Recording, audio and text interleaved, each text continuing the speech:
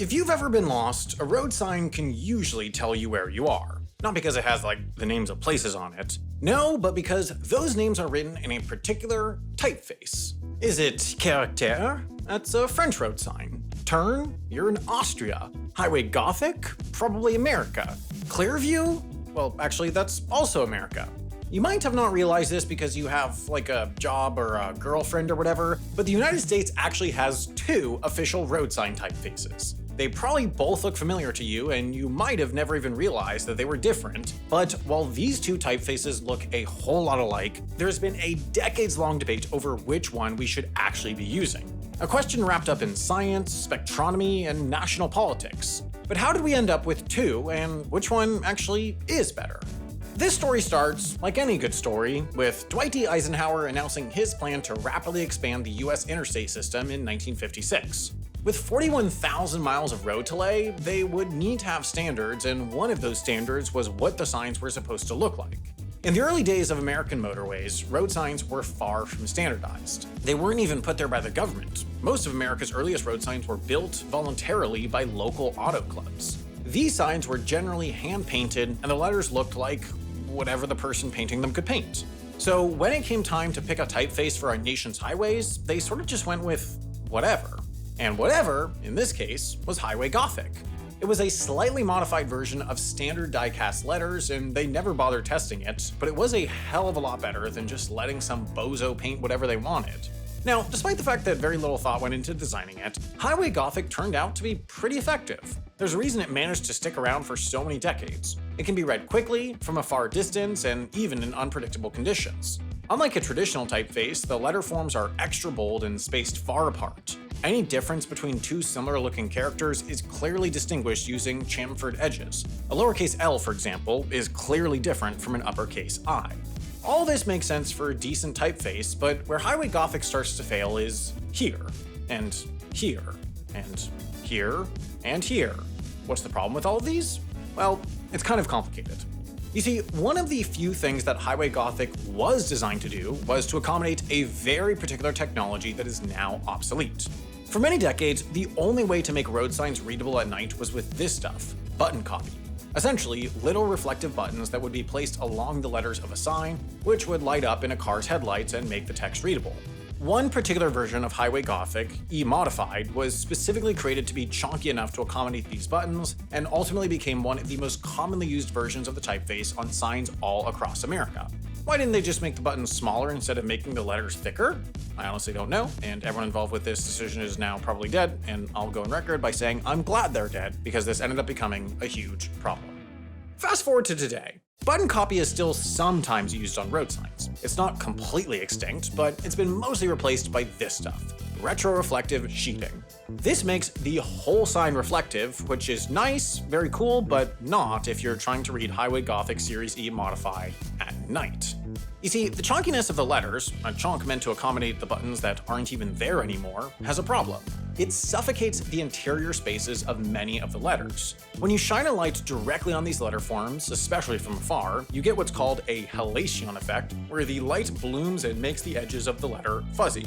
With such small interior spaces, letters like A, E, and O all start to look the same, and now you've gotten off the highway because you thought you were going to a city called Beston, which sounds awesome, clearly named after the fact that it's the best, but actually you're going to Boston, a city that is, and I cannot stress this enough, not the best.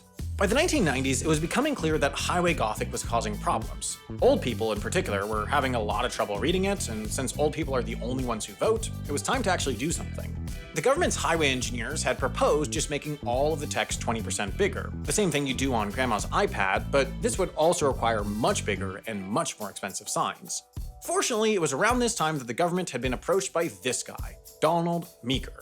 He had noticed the same problem and had spent years studying the typefaces on European road signs to develop an American solution, a typeface he called Clearview. It shares a lot of similarities with Highway Gothic. It has the same bold letter forms and wide kerning, but it makes a few important changes. He expanded those interior spaces on lowercase characters and made uppercase characters even taller, while also pulling out any tail that might otherwise look kind of vague. It was sexier, yes, that's undeniable, but it was also a lot easier to read. Compared to Highway Gothic, Clearview was putting up improvements of 16% during tests, readable from 1 or 2 seconds further up the road than Highway Gothic, at least at night. Switching over should have been a slam dunk, but instead it was whatever the basketball equivalent of a bureaucratic nightmare is. In 2004, after reviewing the studies on Clearview, the Federal Highway Administration approved the typeface for optional use across the country. That is, states could print new signs in Clearview if they wanted. Some states, like Texas, went all in. Others, like Florida, started using it kind of randomly on some highways, but not on others. The rollout in general was really messy. States that wanted to use Clearview had to buy it directly from Don Meeker himself for $800, and then they would usually end up using it wrong. They wouldn't know when to use uppercase characters, or the right numerals, or the right font size, or proper border spacing. All these signs here are technically illegal. These are crimes. I don't know if the Federal Highway Administration has the power to execute people, but I have to imagine that lives were lost over these. And even for the signs where Clearview was used correctly, there were still problems. The biggest of these was that Clearview had only been tested with positive contrast signs. That is, signs that used white text on a darker background, like freeway guide signs. What they hadn't yet realized is that the problem Clearview solved worked in reverse. For negative contrast signs, these slimmer letter forms actually became harder to read. So in 2016, the Federal Highway Administration got fed up and said, "No more Clearview. It's causing a giant headache and making all of our signs look ugly." I know that there are a lot more words on this page, but that's basically what they mean. This, however, did not go over well. Lots of people had opinions. So many people had opinions, in fact, that Congress got involved and forced the Federal Highway Administration to unban it in 2018. This was easy enough to comply with because the Federal Highway Administration could unban it without actually telling anyone to use it. So as of right now, the law is, we technically can't stop you from using Clearview, but we hate it and we hate you for doing this to us.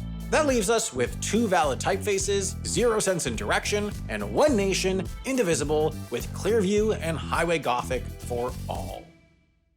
Now, while making our nation's highway signs look good is clearly an expensive, arduous process, making your face look good doesn't have to be.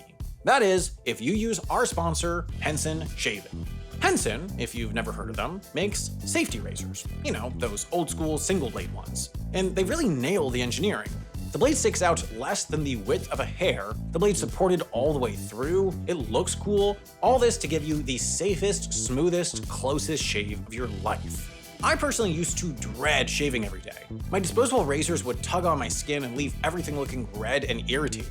Electric razors would work better, but they hardly gave a good close shave. But with Henson, they've worked some engineering magic to keep the blade perfectly stable and smooth. Probably because they make their stuff in a literal aerospace machine shop that built stuff for the Mars rover and ISS. And the best part, you don't need to replace it every few weeks like those disposable plastic grocery store things. Your one Henson razor will last you for decades. You just need to replace the blades, which cost about 10 cents a pop. So while the razor is a bit of an investment up front, it starts saving you money in just a few months depending on how often you shave.